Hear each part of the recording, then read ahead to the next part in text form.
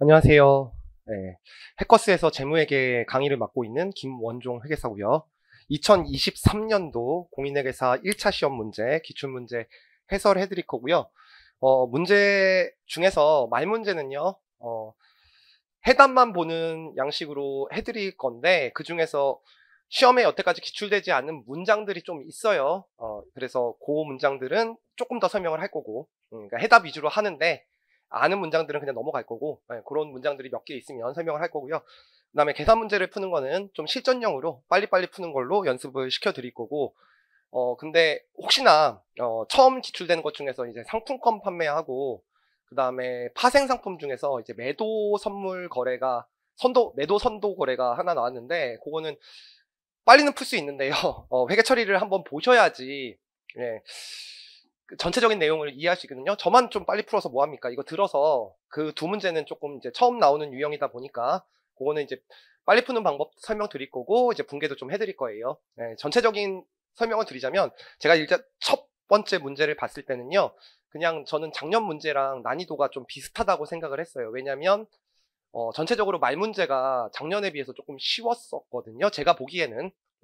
그냥 기출된 문장들 나온 거고, 한 문제만 조금 어려웠었고, 말 문제가 좀 괜찮도록 나와서, 좀 괜찮다고 봤고, 그 다음에 새로운 신규형 문제가 한 5문제 정도가 나왔어요. 그 중에서 2차 시험에 나왔던 문제들이 한 3, 4문제가 있었는데, 그 문제 중에서 한 2, 3문제를 제가 해커스 최종 모의고사에 냈기 때문에, 그냥 저 같은 경우에는 한두 문제 정도 좀 놓친 것 같아가지고, 그냥 전체적으로 성적이 비슷하리라고 봤는데, 실제 시험을 보니까 정부회계가 조금 많이 어려웠다고 하더라고요. 그래서 제가 정부회계 옛날에 강의를 해봐서 문제를 봤더니, 2문제를 빼고는 전부 다 예규에서 내서 어떤 책으로 공부해도 3문제는 일단 틀리게 시작을 하는 거죠. 그리고 여러분들이 그냥 그렇게 나오면 빨리 찍고 다른 문제를 가야 되는데, 사람이란 게 미련이 있기 때문에 계속 그 문제를 풀다 보니까 정부회계에서 평소보다 한 5분을 더 쓴 거죠.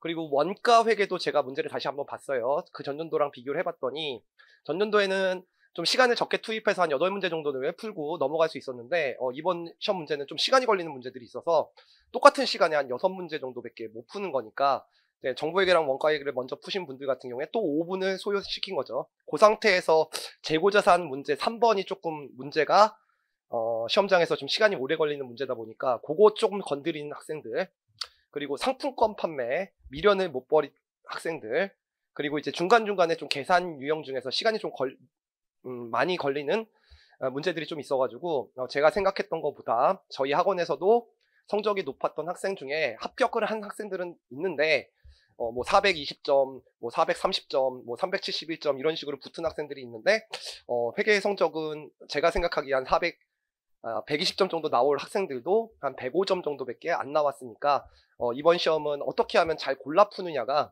시험 성적을 좀 관건이었다, 그렇게 생각을 합니다. 그래서 조금 제가 생각했던 것보다는 학생들이 성적이 많이 떨어진 것 같아요.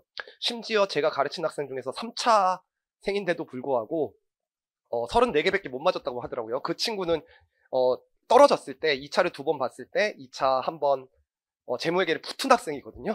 그런 학생들도 시간 관리를 좀 잘못해가지고 그렇다고 하더라고요. 그래서 문제는 조금 어려웠습니다. 네. 자, 2023년 1차 시험 문제 1번부터 풀어드릴게요. 제가 다 읽어드리지 않을 거예요. 여러분들 다 시험을 보신 분들이니까. 자, 문제 1번은 맞았어야 되는 문제입니다. 네. 3번이고요. 답은 재무제표 이용자들에게 자산이나 부채, 그리고 이에 따른 결과로 발생하는 수익과 비용, 이걸 재무제표 요소라고 하죠.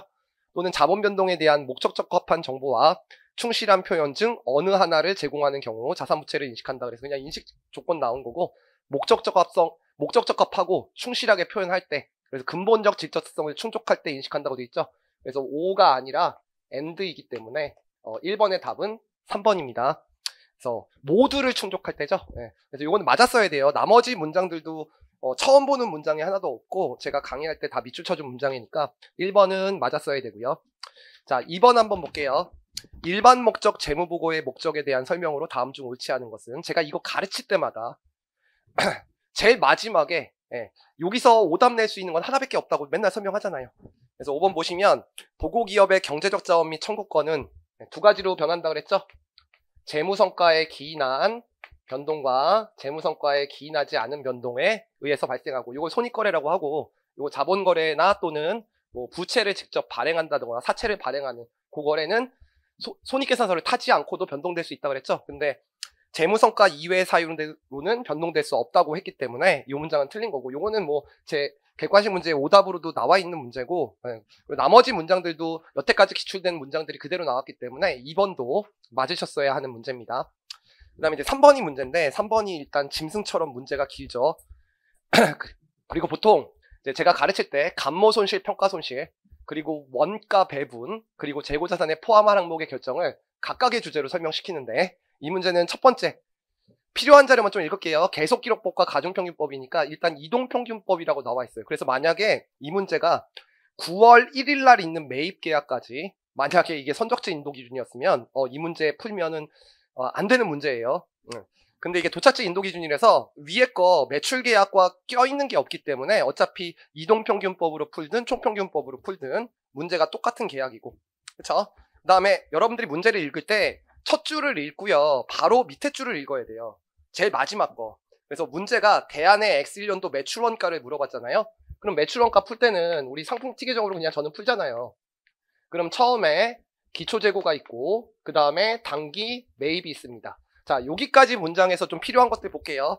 기초재고가 100개 곱하기 매입단가가 200원이니까 뭐 요거 2만원 암산으로 계산됩니다. 괜히 계산기 두드리지 말고 암산되는 건 시험장에서 빨리 암산해야 돼요. 자꾸 머리를 써야지 여러분들 계속 계산기만 두드리다 보니까 계산기 두드리는 시간도 아깝단 말이에요. 근데 이 문제를 끝까지 읽다 보면은 맨 마지막에 재고자산의 기초평가충당금 기초잔액이 3,000원만큼 있으니까 요거 3,000원 빼주는 거, 그래서 기초평가충당금 있다는 거 좀 기억하시고, 그 다음에 당기 매입 금액이 있는데 3월 1일 날 200개고 200원이죠. 네, 그럼 그냥 4만원 쓰면 되죠. 이 정도는 암산돼요. 그 다음에 200개고 300원이니까 6월 1일 계약이, 그래서 요거 6만원이라는 것도 이 정도면 암산이 되는 겁니다. 그러면 요렇게 구하는데, 요 문제의 이제 핵심은 뭐냐면 9월 1일 날 200개와 300원의 매입 계약이 있는데, 요거는 선적지 인도 기준이니까 당연히 선적시점이고, 문제는 6월 1일 날 계약했는데 6월 30일 날 창고에 입고됐으니까 이거는 당연히 매입 계약에 들어가는 건데, 여기에 9월 1일 날 매입 계약이 6만원만큼 있는데 이게 도착지 인도 기준인데 12월 31일까지 도착제들이 안 닿았으니까 요건 빼줘야 되죠. 그러면 요 금액 구하면 판매 가능 상품이 11만 7천원 나옵니다. 그런 다음에 여러분들이 이제 기말 재고를 구해야 되고요. 그 다음에 나머지들을 원래 구해서 구해야 되죠. 그럼 여기 평가 손실이 있을 거고, 그 다음에 평가 손실을 위에다 쓸게요. 여기 이제 감모 손실이 있을 건데, 이 문제가 만약에 이것도 뭐 정상 감모율이 60%다 40%다 나왔으면 또 짐승 같은 문제로 바뀌는 거예요. 다행스럽게도 감모 손실 전체가 매출원가라고 나왔고, 그 다음에 여기 평가 손실이라는 거 있죠. 그래서 이것도 구해야 되고, 그 다음에 판매된 부분은 자료에서 주어지지 않았기 때문에 여러분들이 언제나 이건 역산하는 거죠. 근데 이 평가 손실을 구할 때 기초평가충당금이 또 있는 문제야. 그러면 이거 기말평가충당금에서 기초평가충당금을 또 빼서 구해야 되고, 감모 손실도 공식으로 구해야 되고, 그렇게 풀면 날 샌다는 거죠.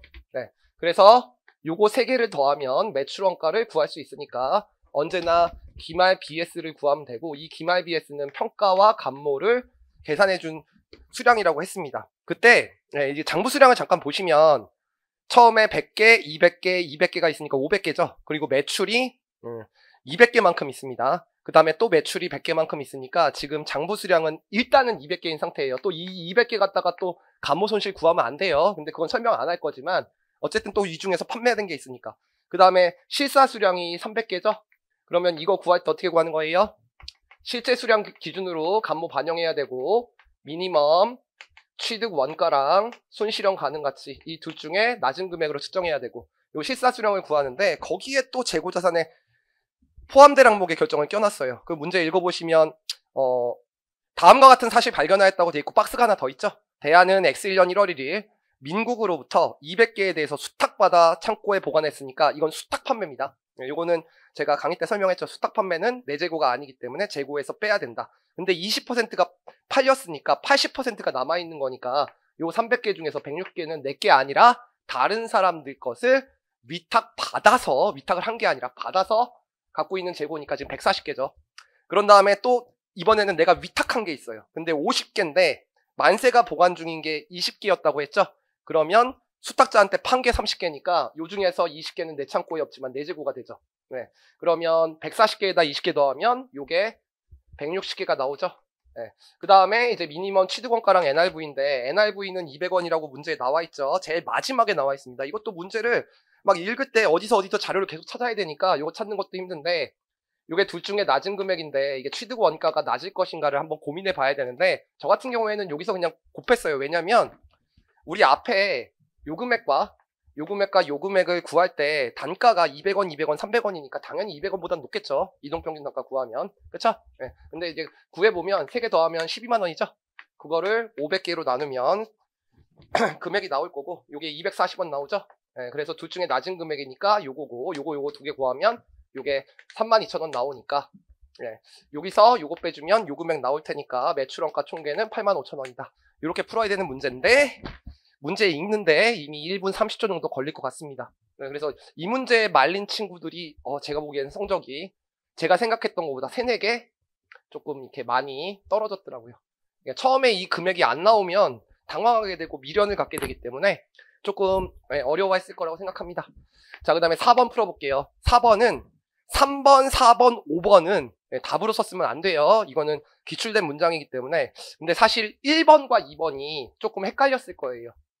왜냐면 1번은 재고자산에서 기준서에 재고자산의 기준서를 적용하지 않는, 측정에 적용하지 않는 예외사항을 규정해 놓은 게 있는데 이런 것들은 보통 일반적인 교재에서는 잘 언급을 안 하거든요.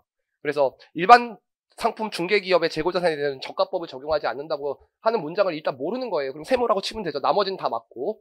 근데 2번이 확실하게 틀렸잖아요.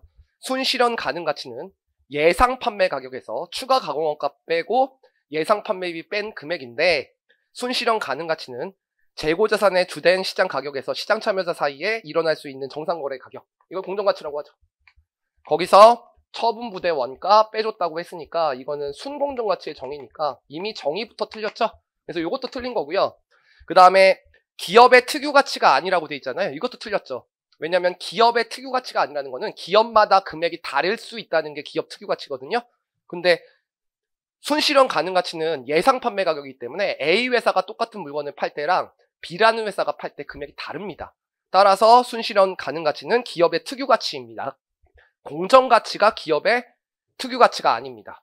따라서 두 개 다 틀렸어요. 하지만 이게 확실하게 틀린 문장이었기 때문에 이거는 안 봐줬어도 맞았어야 되는 문제다. 그래서 이것도 웬만하면 맞았으면 좋겠다 하는 문제입니다. 확실하게 틀린 문장이 있으니까. 그래서 4번도 풀만한 문제였다. 자, 그 다음에 이제 문제 5번은 재평가 모형인데요. 요 재평가 모형의 일반적인 문제와 다르게 중간에 한번 자본적 지출이 있죠. 근데 이 문제는 세무사 시험인가 회계사 시험에 기출됐던 문장이기 때문에 제 책의 회계변경과 오류수정 문제에서 제가 풀어줬던 문제이기 때문에 이건 조금만 응용하면 다 풀 수 있었던 문제죠. 그래서 대안이 X1년 1월 1일 기기장치 내용연수 5년 잔존가치 10만원 정해법 사용하는 것을 150만원에 취득하였다. 재평가 모형이니까 그림 그리면 되죠. 150만원. 그리고 X1년 말이에요. 그래서 X1년도와 X2년도의 단기손익에 미친 효과 물어봤으니까 단기손익이니까 먼저 감가상각해야 되죠. 그럼 150만원에서 10만원 빼면 140이고 140을 내용연수 5로 나누면 28만원 나오죠. 그래서 28만원 이렇게 줄이면 됩니다. 그래서 일단 감가상각 여기까지는 아시겠죠? 네, 그러면 요 금액 나올 거고 요거 122만원이라고 구할 수 있습니다. 그런 다음에 이제 공정가치 나왔죠. 시험 문제.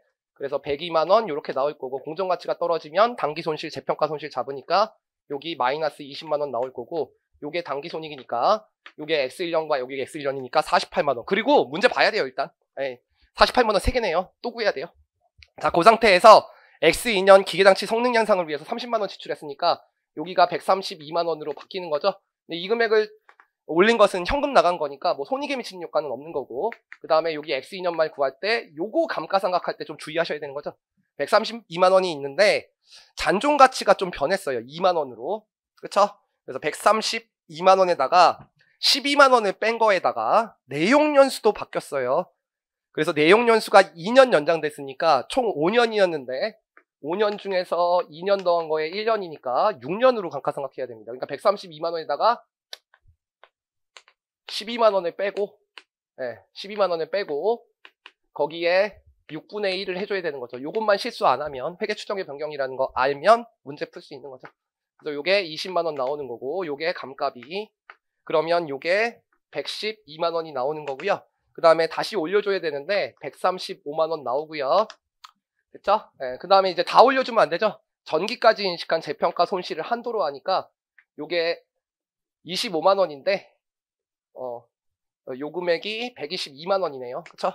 122만 원인데 요게 23만 원 나오니까 플러스 20만 원까지는 당기손익으로 올리시고 요게 플러스 3만 원만큼은 OCI로 올리면 되는 문제니까 요거 두 개 더하면 0 나오니까 정답은 1번이네요. 됐죠? 그래서 요것도 뭐 그래도 시간 안에 풀 수 있는 몇 안 되는 문제 중에 하나였습니다. 난이도는 기존의 기출이 됐던 문제예요. 그 다음에 문제 6번 보겠습니다. 이건 또 무슨 문제죠? 손상. 여러분들 제가 손상 문제는 회계사 시험에 원가 모형의 손상이 많이 안 나와가지고 제가 모의고사에 4문제나 냈어요. 그러니까 이 문제는 뭐 쉽게 풀 수 있는 거죠. 대안은 X1년 1월 1일, 내용연수 5년이고 잔존가치 20만 원이고 정액법 사용하는 것을 200만 원에 취득했다. 원가 모형 적용하고 대안은 기계장치 손상에 대해서 다음과 같이 판단했고 X1년에 손상 없고요. X2년 손상차손, X3년도 손상차손. 그리고 X2년 말에 순공등가치 사용가치 나와 있고 회수가능액 78만 원이라고 나와 있는데 문제가 어디를 요구하는지 봐야 돼요. X3년에 당기손익에 미친 효과니까 제가 감값이랑 손상차손 환입 절대 잊으시면 안 된다 그랬죠. 그러니까 이걸 다 그리면서 그리긴 그려야 돼요. 왜냐면 이게 한도에 지금 안 걸리는 문제인데 혹시나 한도에 걸릴 수도 있으니까 그냥 빨리 그려보면 되는 거죠. 그러니까 필요하지 않은 거는 숫자를 집어넣지 말고 200인데 자 180을 5로 나눕니다. 이게 암산 안 돼요. 36만 원. 그럼 36만 원 원가 모형으로 감가상각하면 164만 원. 적어놓으라고 그랬잖아요. 또 36만 원 빼면 128만 원. 그리고 또 36만 원 빼면 92만 원. 그런 다음에 뭐 정해놓자. 한도 정해놓자. 그리고 요거 감가상각 됐어요. 계산할 필요 없잖아요. X 3년이니까 여기서 인식하는 것만 알면 되니까 요것도 계산할 필요 없죠. 그리고 여기서 손상차손 인식하는데 둘 중에 큰 금액이니까 77만 원인데 이것도 계산할 필요 없잖아요. 우리가 계산하는 건 여기서 계산하는 거랑 한도 위로 올라가는 거 그것만 계산하면 되잖아요. 그러니까 여기서 감가상각할 때만 이 금액이 X3년도에 반영되는 거니까 자 77만 원에서 22만 원 빼면 57만 원이고 3으로 나누면 19만 원. 그래서 19만 원이 당기손익에 미친 효과 감값이고요. 그럼 19만 원 빼시면 여기가 58만 원 나오는 거고 보통은 한도 걸리게 나오는데 이게 한도가 안 걸리잖아요. 그래서 요게 78만 원이죠. 그래서 78만 원 요렇게 나오는 거고 요게 BS 금액이니까 요게 올라가면 얼마 나오냐? 20만 원 나오는 거죠. 그래서 플러스 만 원인데 그것도 계산할 필요 없는 거죠. 어차피 기말 장부금액과 기초 장부금액의 차이니까 여기서 요거 빼면 만 원이니까 사실 이것도 계산 안 하고 요 세 개의 금액 구한 다음에 요게 기말 BS 이게 기초 BS니까 플러스 만 원 구하면 되는 거죠. 그리고 한도에 걸리는지만 한번 확인하면 되는 문제입니다. 자 어쨌든 이것도 뭐 원칙대로 천천히 풀어도 이것도 시간 안에 풀 수 있는 문제예요. 자 그 다음에 7번 보겠습니다. 7번도 나머지 4개 문장은 확실하게 기출됐던 문장이기 때문에 저는 1번만 풀어드릴게요. 개별 취득하는 무형자산은 돈 주고 산 거죠. 그래서 미래의 경제적 효익이 높다는 사실이 언제나 충족된다. 밑줄 쳐줬고요.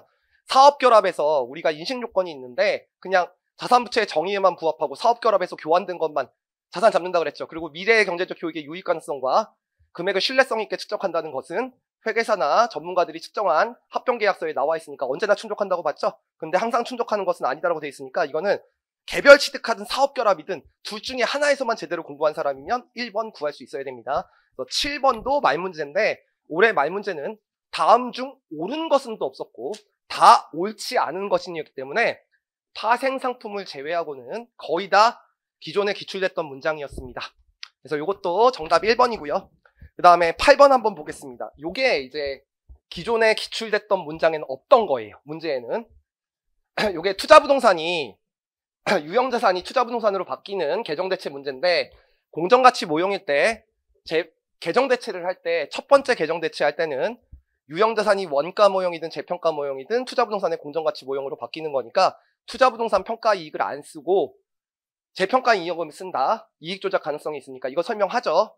근데 그 다음 연도에는 최초 인식 시점에 개정 대체 시점에만 재평가 이익을 쓰고 그 다음 연도에는 그냥 투자부동산 평가이익 공정가치 모형으로 계속 인식한다는 그 내용이죠. 근데 제 기본서 예제에는 재평가이익을 잡는 것까지만 회계 처리가 나와 있고, 그리고 우리 기본서 예제에도 객관식 문제집에도 제가 손상까지 껴있는 문제, 어려운 문제가 뒤에 고급 문제에 있지만, 요게 투자부동산 평가이익 잡는 것을 그 이후에 설명을 안 했죠.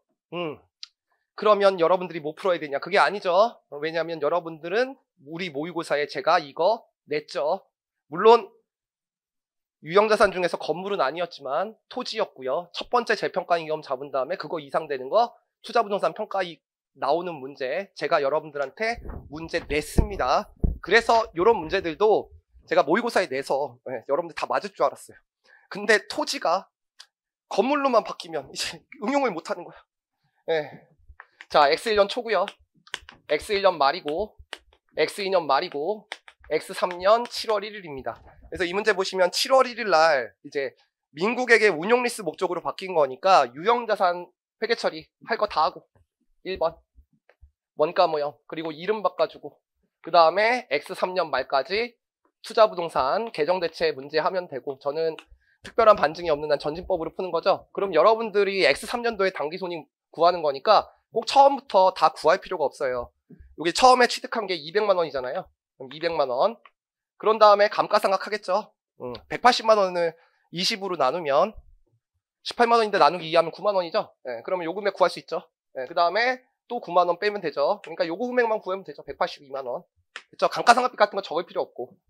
됐죠? 그 상태에서 7월 1일까지 할회계 처리 다 해야 되니까 또 감가상각 해야 됩니다. 요것만 필요하죠, 우리한테는. 그래서 9만 원인데 7월 1일이니까 4만 5천 원이죠. 그래서 요게 당기손익이고, 그럼 여기서 요거 빼주면 금액 나올 거예요. 그러면 1775000이 나오죠. 그런 다음에 여기서 공정가치가 250만 원이 되니까 요거를 이름을 투자부동산으로 바꿔준 다음에 요거 증가될 때 요 증가된 게 이익조작 가능성이 있으니까 재평가이익은 OCI인데 당기손익에 미친 요건만 물어봤잖아요. 그쵸? 그러니까 금액도 구할 필요가 없는 거야. 근데 여기서 요거 다시 평가할 때 요 300만 원 나오는 부분이 우리가 1차 때는 한 번도 안 나온 거라고요. 근데 저는 여러분들한테 요거 이상 되는 한 회계년도 더 있는 문제를 여러분들한테 낸 거죠. 그래서 요게 50만 원이고 요거는 투자부동산 평가이익이니까 요거 두 개 더한 거니까 45만 5천 원. 그래서 정답 2번이고요. 요것도 뭐 우리 학원에서 공부한 사람들은 풀었어야 돼요. 그 다음에 9번 보겠습니다. 자본화된 차이번가인데요. 제가 자본화된 차이번가 문제 풀어줄 때 무슨 말을 하죠? 2년짜리 문제가 나왔는데 두 번째 연도를 물어봤을 때 만약에 자본화된 차이번가, 전기 이전의 자본화된 차이번가를 연평균 지출액에 포함한다 그러면 시험장에서 다른 문제 다 풀고 마지막에 풀라고 일단 스킵하라고 하고, 포함하지 아니한다 그러면 풀면 된다 그랬죠. 근데 이 문제는 풀어도 되는 문제예요. 물론 자본화된 차이번가 자체가 문제가 조금 시간이 걸리는 문제죠. 1단계 저는 연평균 지출액 먼저 구하겠습니다. 이거 안 쓸게요. 연평균 지출액 저는 먼저 계산하는데, 이제 2년짜리 한꺼번에 구할 때 여러분들 조심하실 게 뭐예요? 전기 이전의 지출액을 기초에 지출한 걸로 보죠. 그러면 30만 원, 그리고 40만 원, 그리고 기초에 또 지출한 게 있잖아요. 30인데 자, 문제를 읽어보면 3월 1일 날 정부보조금이 있다 그랬죠. 정부보조금은 연평균 지출액에서 빼니까 이렇게 구해서 요 금액에다가 이제 금액 구하면 되는 거죠. 요게 1월 1일 날 X2년 1월 1일 날 지출된 걸로 가정한 금액.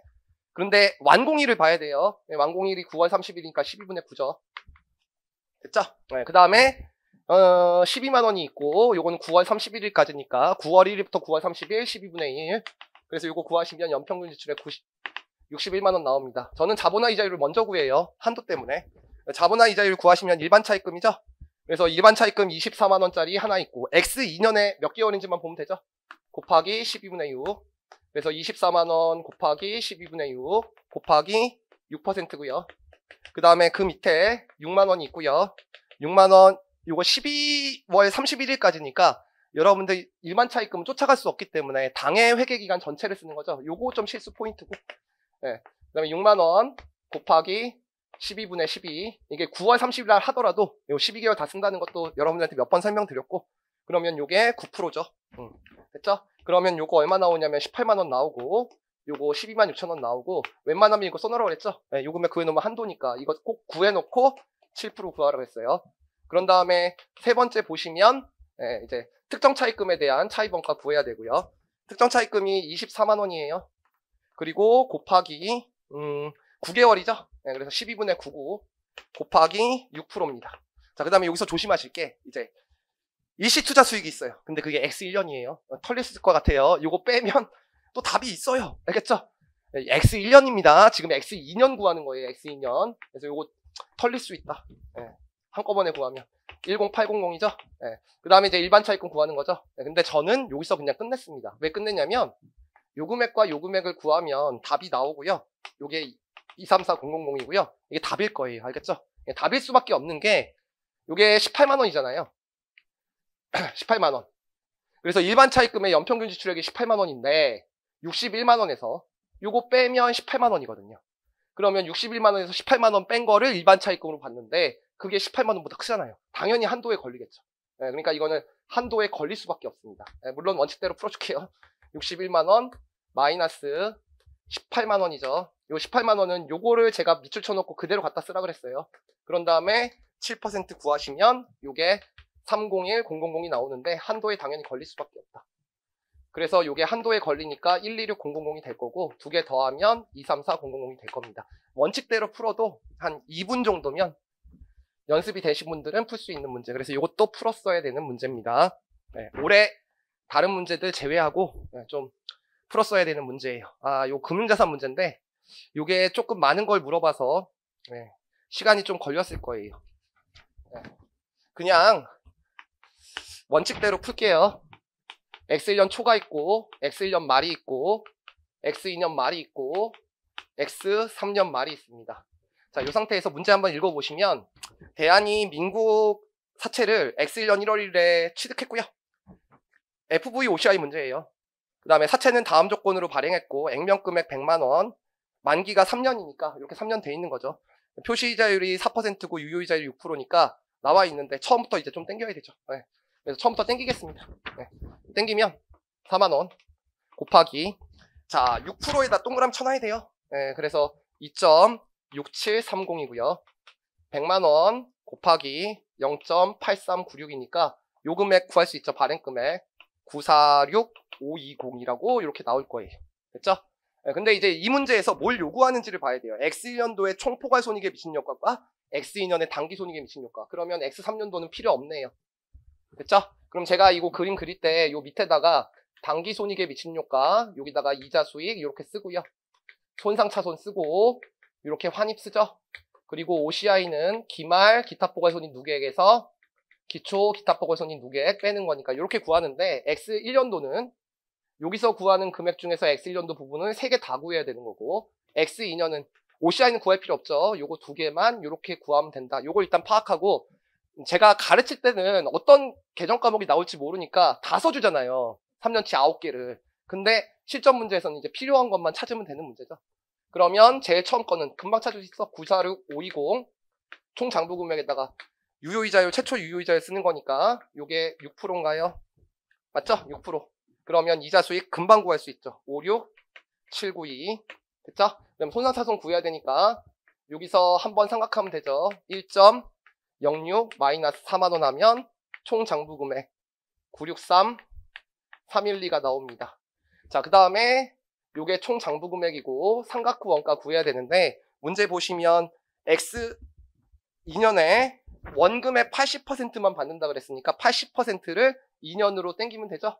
그래서 80만원 곱하기 0.89라고 돼 있으니까 요거 구하시면 712 000이 나오죠. 그러면 요 금액 구할 수 있고 요게 251312입니다. 그러면 요게 기말 기대신용손실인데 기초가 0이니까 요거 금액 그냥 251312 구하시면 되고 여기에 공정가치 한 번 더 나와 있죠. 70만원이라고 하니까 요게 마이너스 12000이라고 나옵니다. 마이너스 12000이고 요거 3개 빨리 더하시면 마이너스 265202 첫 번째 문제예요. 근데 사실은 요게 이제 맨 마지막에 기말에 있는 장부금액이죠. 그리고 요게 기초의 장부금액이니까 사실은 우리 자본거래가 없다면 요 기말 장부금액에서 기초 장부금액 뺀 것만큼 손실 인식하는 거니까 846520 요거 뺀 것만큼 마이너스 246520만큼 총포괄손익에 미치는 영향이 맞는데 상각자산만 변합니까? 현금이 들어와요. 현금이 4만원 들어오죠. 그러니까 현금 4만원만큼 순자산에 미치는 영향 구하시면 사실은 이렇게 구해도 되는 거죠. 206, 520. 근데 사실 여러분들이 시험장에서 요거 놓칠 가능성이 커요. 이렇게 문제를 풀면. 네, 그래서 이것도 사실은 어차피 이것도 구해야 되고 요것도 구해야 되고 어차피 우리 이자 수익 구할 때 이걸 가지고 또 이자 수익을 구해야 되잖아요. 다음 연도 구할 때 손상이 발생하면 요걸로 이자 수익 구해야 되잖아요. 어차피. 그쵸? 네. 그러니까 그 금액 구하면 7121 000이 되는 거고 거기에 6% 곱하면 되죠. 우리 최초 유효자를 쓰는 거니까. 그래서 요게 42700 나오는 거고 그러면 요거 한번 삼각해야 되니까 1.606 곱해야 됩니다. 이자는 없고 그러면 고금액이 얼마가 나오냐면 754720이 나와요. 754720. 근데 또 환입이 되죠. 예. 계산기를 몇 번 두드리라고 문제를 낸지 모르겠는데 100만원 그리고 1년이니까 0.939434 예, 요거 다시 땡겨주면 요게 934 943 400이 나옵니다. 그래서 요거 두 개 차이가 이제 환입으로 잡히는 거니까 요게 188 680이 나오고 그래서 요게 188 680이니까 요거 두 개 더하면 231 400이 나옵니다. 네. 그래서 이렇게 푸는 거고 이렇게라도 풀어서 한 2분 정도나 2분 30초 정도에 풀었으면 잘한 거예요. 알겠죠? 근데 요것도 사실은 요 차이는 OCI로 인식되는 거니까 사실 삼각후 원가 측정 금융자산의 손상과 그 다음에 기타 포괄 손익 공정가치 측정 금융자산의 손상을 제가 항상 1번, 2번, 1번, 2번, 1번, 2번 똑같은 숫자를 계속 냈죠. 공정가치만 빼고. 그 이유가 뭐예요? 단기 손익에 미치는 효과가 동일하기 때문에. 그래서 이것도 이렇게 풀 수 있죠. 예, 숫자를 요것만 찾는 거죠. 그래서 934400 요거 빼면 되잖아요. 삼각후 원가. 943 400에서 712 000을 빼주면 단기 손익에 미치는 효과가 안 나올 거예요. 그쵸? 왜 안 나오죠? 이것도 현금이 있어요. 네, 요거 빼시면 요게 231 400이 나오고 요거는 현금이 없죠. 네, 그러니까 요렇게 풀면 네, 요게 숫자가 똑같이 나오네요. 왜냐면 요게 액면이자가 없으니까. 그래서 이런 거를 좀 생각하면 조금 더 빨리 풀 수는 있는데 요렇게라도 풀었으면 네, 괜찮은 문제입니다. 자, 어쨌든 요 문제는 이제 계산 실수만 좀 안 하는 전형적인 문제고요. 자, 요것도 저는 3년짜리로 냈는데 여러분들 시험엔 2년짜리로 나왔으니까 제 모의고사에 낸 문제보다 더 쉬운 문제로 출제가 됐었고 그 다음에 11번 한번 볼게요. 요거는 저는 보자마자 풀었는데 학생한테 합격한 학생한테 하나 전화가 와가지고 시험 끝나고 요런 문제가 나왔었다.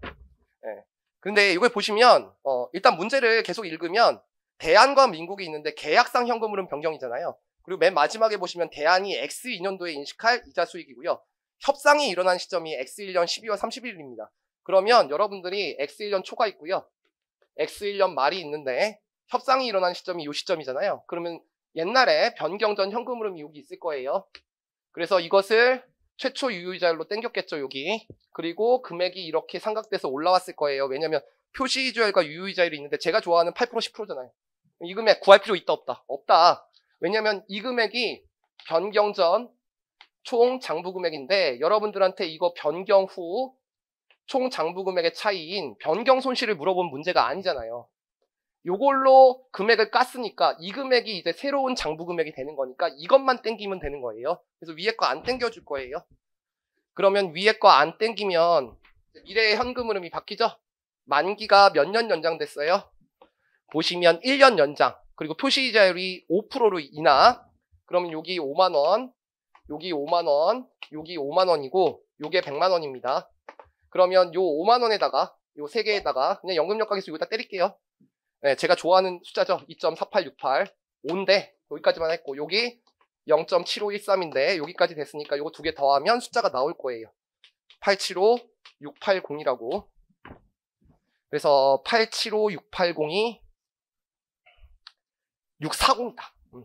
어쩐지 좀 이상했어요. 640 됐죠? 네. 그런 다음에 저는 사실 이제 보지도 않았어요. 왜냐면 이 문제 여태까지 출제된 것과 다른 게 2차 시험에도 수수료가 있는 계약상 현금물의 변경은 나온 적이 없습니다. 근데 재고 조건을 충족하지 않았을 때는 상각자산에 수수료는 어떻게 처리해요? 취득원가에 더하죠? 그러면 취득원가에 요걸 더해야 된단 말이에요. 그래서 더하면 얼마가 나오느냐? 124, 360이 상각자산의 취득원가로 더해지니까 이게 보시면 문제를 계속 읽어도 X2년에 새로운 유효이자를 맞춰줘갖고 구해야 되는데 구하는 게 안 나와요. 유효이자를 이게 어떻게 구합니까 우리가? 그쵸? 근데 이거 구하면 딱 어떻게 되는 거예요? 상각자산의 장부금액이 100만원 되죠? 그러면 액면금액과 장부금액이 일치하면 이자는 액면이자율이다. 그래서 저는 이제 문제도 안 보고 이건 당연히 5%밖에 낼 수가 없다. 그래서 그냥 5만원 이렇게 구한 건데 시험장에서 이런 게 떠오르지 않는 사람들은 어렵게 풀 수도 있습니다.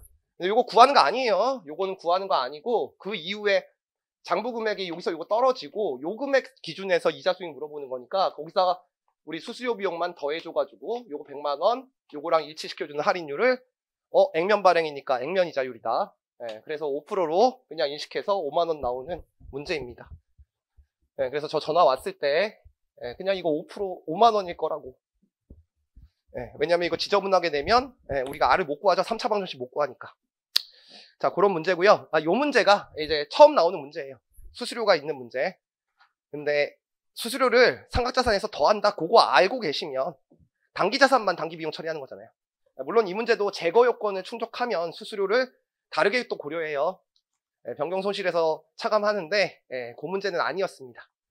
자, 그 다음에 12번 볼게요. 12번은 이제 그냥 제가 사채에서 가르쳐 주는 거죠. 문제는 단기손익에 미친 효과인데 상환과 관련된 거예요. 그러면 저는 원칙대로 풀겠습니다. 상환손익 구하고 그 다음에 이자 비용 구하는데요. 저는 어떻게 풉니까? 장부금액보다 싸게 갚으면 플러스가 나오면 이익이고 마이너스가 나오면 손실이니까 이렇게 구하고요. 그 다음에 여기다가 넣는 금액, 요거 금액은 문제에 나와 있어요. 61만원이라고. 근데 제가 문제 풀 때는 직전 현재 가치에다가 그냥 바로 유효이자 구한 다음에 4월 1일이니까 12분의 3 해주고 100%를 구한 다음에 여기다가 상환 비율 곱한다 그랬죠. 그러니까 이 문제는 요것과 요것만 구하면 끝나는 문제예요. 그리고 이자 비용 구할 때 제가 필기 해드리잖아요. 요게 상환분이 있고 미상환분이 있으면 여기 유효이자가 있고 상환 비율이 60%고 요게 40%면 미상환분은 12분의 12개월 인식하고 요게 12분의 3개월 인식해야 된다. 그래서 아예 이 필기를 해주잖아요 제가. 그럼 여러분들 문제 풀 때는 뭐 삼각표를 그리든 아니면 그림을 그리든 유효이자 X1년 초고 X1년 말이고 X2년 말이면 저는 이 금액과 이 금액만 찾아서 이 공식에만 넣으면 되는 거죠. 됐죠? 그리고 이 문제 좀 여러분들한테 열받게 한 게 4월 1일 날 발행했다고 권면상 발행일과 다른데 권면상 발행일과 다르더라도 1년만 고생하면 된다 그랬죠? 어차피 일로 올 거 아니에요. 그러니까 이건 무시하고 푸는 거죠. 왜냐면 그 이후에 상환 손실 물어본 거니까. 그러니까 여러분들은 요것만 땡기면 돼요. 바로 땡길게요. 여러분들은 100만원 곱하기 0.8890 4%로 땡기면 되는 거죠. 이게 또 할증 발행을 내셨어요. 그런 다음에 권면상 표시이자율이 6만원이죠. 6만원 곱하기 2.7751 그래서 이 금액이 1055 506 이렇게 구하는 겁니다. 단수 차이 나가지고 원래 이것도 남은 현금으로 땡겨서 요걸 먼저 구하면 되는데 단수 차이가 많이 나더라고요. 해설 강의니까 단수 차이 안 나게 하겠습니다. 곱하기 1.04 마이너스 6만원 해주면 요 금액 나오죠. 그래서 1037 716 나오는 거고 거기다가 이제 4% 곱해주면 되죠. 그럼 41 506 구하시면 되는 거고 숫자만 넣으면 되죠. 1037 716 플러스 41 506 곱하기 12분의 3 한 다음에 요 60%만 잘 곱해주면 되는 거죠. 그러면 628 862 나오는 거고 그러면 18862가 상환이익이다. 플러스 나오고 그 다음에 여기다가 41 506 넣어주고 여기다가 41 506 넣어줘서 요 금액 두 개 더한 거 계산해주면 되죠. 요 계산은 여러분들 해보시면 되죠. 그래서 요게 마이너스 22830 나오니까 두 개 더하면 마이너스 3968 나오는 거고 요거는 기존의 기출문제에 있었던 거예요. 그게 X1년 초 발행도 아니고 4월 1일자 발행에 60% 상환 문제가 비슷한 문제가 있습니다. 이미 기출된 거고 제가 풀어줬던 문제 안에 있으니까 요거는 푸셨어야 되는 문제예요. 다만 여러분들이 빨리 풀었어야 된다. 빨리. 그 다음에 종업원 급여와 관련된 문제입니다. 자, 1번, 2번, 3번 됐죠? 예. 4번 있죠? 예, 확실하게 틀린 게 딱 보이죠? 3번. 1, 2, 4번은 이전에 나왔던 문제에 따라서 뭐 다 있었던 문장이기 때문에 3번을 바로 구할 수 있을 거예요. 그래서 자산이식 상환효과에 대한 순위자는 당기손익에서 제외하죠. 그래서 제외된 금액은 당기손익으로 처리하는데 기타 포괄손익으로 인식한다 그랬으니까 그게 틀린 거죠. 그래서 이것도 맞았어야 되는 문제고요. 5번 문장이 한 번도 나온 문장이 아닌데 저는 기타 장기종업원 급여 구할 때 재측정 요소가 원래 구했던 퇴직급여랑 다르게 금액이 작기 때문에 그냥 간편법으로 당기손익으로 인식한다. 그래서 그것도 설명드린 문구고 이것도 여러분들 밑줄쳐 있죠. 그러니까 5번 문장이 처음 나온 문장인데도 저는 다 가르쳤어요. 그래서 여기까지 하면 13번까지 일단 풀어드렸습니다. 그러니까 이번 문제에서 사실상 보면요. 13번까지 문제 중에서 3번을 제낀 사람이 승리자입니다. 그리고 조금만 제가 지금 목 상태가 안 좋아가지고 조금만 쉬었다가 나머지 중급회계 일단 12문제 10분 휴식한 다음에 다시 찍어드릴게요.